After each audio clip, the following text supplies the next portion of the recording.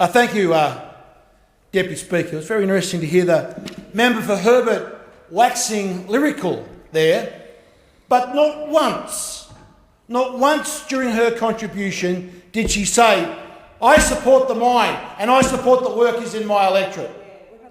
Not once did she say that. I see the member for Herbert leaves the chamber. No wonder. We come to this chamber to represent and stand up and fight for the people of our electorate. There we saw an example, Deputy Speaker, of a member betraying her own electorate. You would think, out of anyone in this parliament, it would be the member for Herbert that would stand up and say, I support the coal in the Galilee Basin. But yet, we didn't hear a peep from the member from Herbert. And we heard my good friend, the member for Blaxland, talk about how he's going to spend all this money. I'm sure what the people of North Queensland want is what every other Australian wants. They don't want government handouts. They want economic opportunity.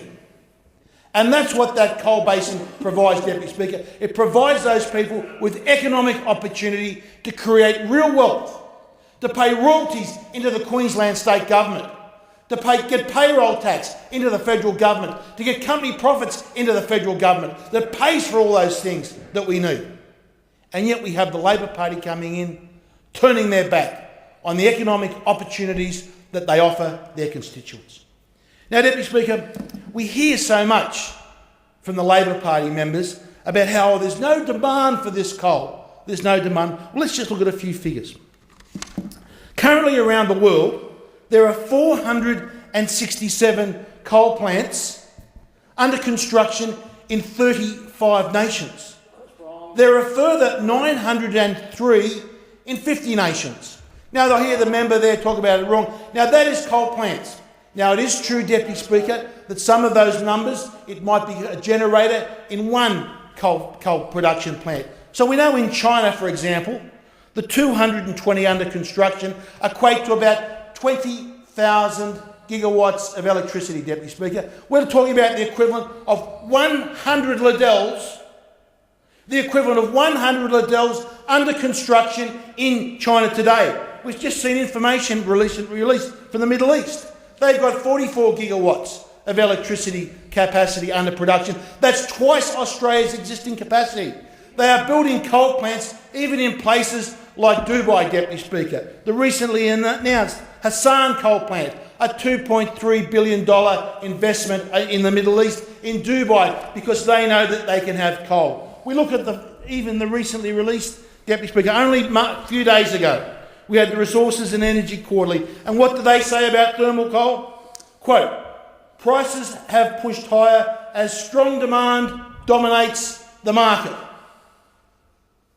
And yet we have Labor Party members coming in here telling us that thermal coal is in rapid decline. Let me read that again. Prices have pushed higher as strong demand dominates the market. That's the report on thermal coal. Production, Deputy Speaker, or exports from Australia are set to increase under these predictions. And if we look further to predictions by the US Energy Administration out to 2050, they predict that to keep up with the expected demand for coal, we will need to increase our exports of coal between 30 and 40%. The demand is there. The question is, for the Labor Party, do they support regional Queensland? Do they support jobs in that area? Or, Deputy Speaker, are they prepared to sell them out for any inner city green votes? Unfortunately, we've seen the answer from the performances of the member for Herbert and others in this chamber today. The preferences, green preferences, are more important to them than the standing up for workers' jobs in northern Queensland. This is appalling, Deputy Speaker. What an appalling performance that we have seen here today. We in the Coalition, we know that black coal seam that runs down our eastern seaboard is one thing that gives our nation a competitive advantage.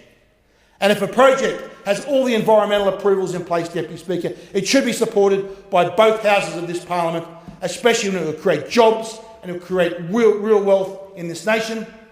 And the failure of the Labor Party to support this is an absolute disgrace. It's an abandonment of the constituents of Northern Queensland.